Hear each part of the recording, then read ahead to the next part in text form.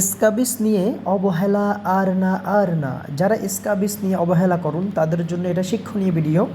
হ্যাঁ, এই বাচ্চাটির প্রথমে স্ক্যাবিস হয়েছে, বাচ্চার মা বাবা তেমন একটা গুরুত্ব দেয় নাই, পরে অনেক দিন পরে দেখতেছে যে স্ক্যাবিস থেকে ইনফেকশন হয়ে সেটা ইনফেক্টেড স্ক্যাবিস হয়ে গিয়েছে এবং কি দেখুন হাতের মধ্যে পুঁজ জমে গিয়েছে, হাত ফুলে গিয়েছে এবং কি লাল হয়ে গিয়েছে।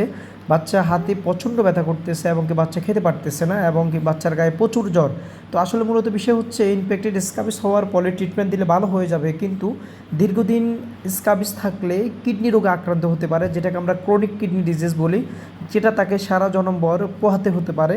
এবং কি স্ক্যাবিস হচ্ছে একটা নীরব ঘাতক রোগ, যা একটা রোগীর কিডনিকে বিকল করে দিতে পারে। এজন্য যাদের পরিবারে যাদের স্ক্যাবিস আছে, হ্যাঁ, তারা সবাই চিকিৎসা নেবে এবং অন্যান্য সদস্যরা যদি পরিবারে স্ক্যাবিস থাকে তারাও চিকিৎসা নেবে এবং সুস্থ থাকবে, কিডনিটাও ভালো থাকবে। জি, ধন্যবাদ।